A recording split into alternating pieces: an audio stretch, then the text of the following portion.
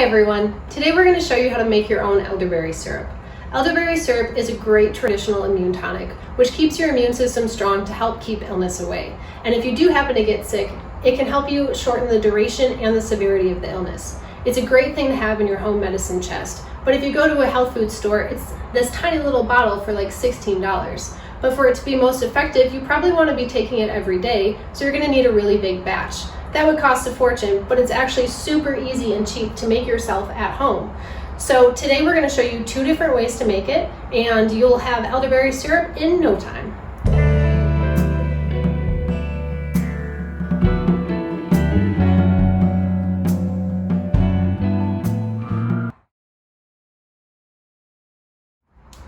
Alright, so recipe number 1. The reason that this recipe is great is because it takes all of 5 minutes to put together, and you don't have to use the stove, so it's pretty hands-off. Once we combine all the ingredients in this jar, you do have to shake it once or twice a day for about 2 weeks, so you don't get it immediately, so that's the only con. But supplies are super easy. We have whole elderberries. I get these from Mountain Rose Herbs, which is also where I'm getting this recipe from. And we have rosehips. Rosehips are high in antioxidants and vitamin C, so they're great to add to an immune tonic. We have raw apple cider vinegar. It definitely needs to be raw. And then I just have honey that we got from the farmer's market. We have a jar that you're going to put all of your ingredients in. And if you don't have a plastic lid and you have one of these metal ones, you'll want some parchment paper to put in between the lid because the apple cider vinegar will corrode it over time.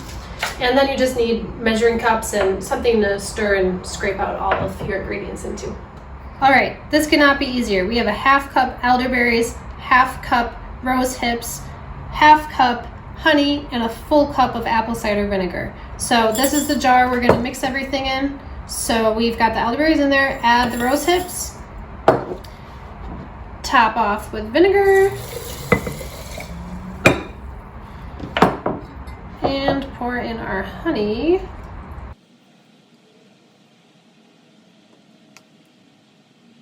You want to make sure that all of your utensils and your jars are super clean before you begin. Then, since I have the metal cap, I've got 2 layers of parchment paper here. Just seal that up. I'm going to give it a really good shake.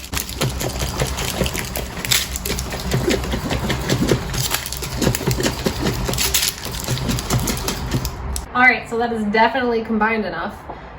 So at this point, you'll just put this in a cupboard for 2 weeks. Once or twice a day, if you think about it, take it out, give it a good shake so it can macerate some more. And then at the end of 2 weeks, just pour it into a strainer and strain it into a smaller jar that will fit what's left. If you think of it, squeeze it out really good so you get all of the juices, and then store your jar of elderberry syrup in the fridge. All right, now for recipe number 2, this one is going to take about an hour, hour and a half to do, but it will be ready day of, so that's the advantage of this one. So we still have the elderberries, and then instead of the rose hips, I have this echinacea tincture, which is also great for the immune system, but it's not necessary. If you don't have it, don't worry about it. I've made it plenty of times without.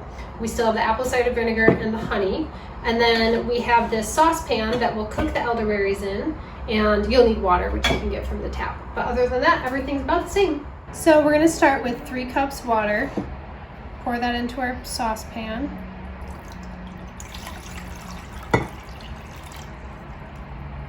And then we have 1 cup of the dried elderberries.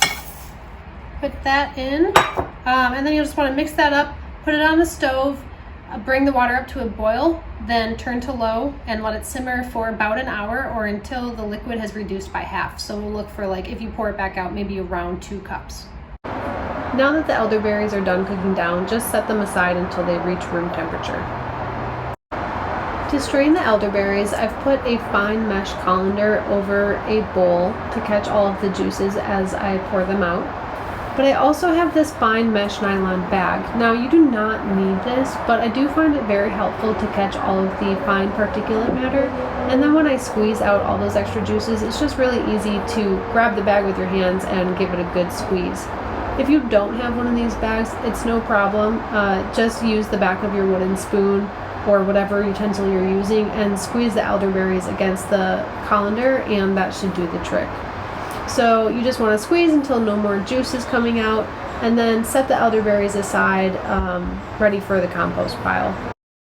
Okay, for our final step, we're going to add a cup of honey and a 1/4 cup of apple cider vinegar to our elderberries. Honey and apple cider vinegar are often found in herbal remedies together because they enhance the palatability. They taste much better than a lot of these herbs do on their own. They make the shelf life longer, and they also have their own health properties. I'm also going to add a tablespoon of this echinacea tincture. Again, it's not necessary, but great thing to add to your syrup. If you have cooking herbs that are good for the immune system, like cinnamon, ginger, or cloves, those would be great to add right now if you happen to have them on hand. Otherwise, we're just going to stir this together until it forms a solid syrup, and then we're going to get on to bottling. Alright, now that our elderberry syrup is finished, we are going to pour it in containers and store it. So I like to use these pint-sized containers in my kitchen. It's really easy to just open them up and take a teaspoon in the morning and a teaspoon at night. I also like to use these dropper bottles.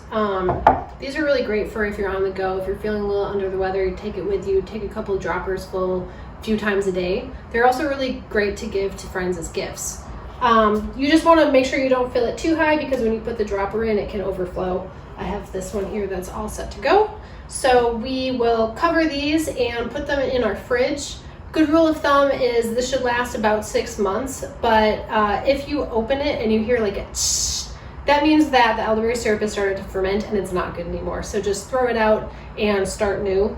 One other note, if you don't go through your whole bag of elderberries, which you probably won't, you can just seal it back up and store it in the freezer. Then when you're running low, you can just start a new batch. So if you like this tutorial, ask any questions in the comments, and like and subscribe, and stay healthy.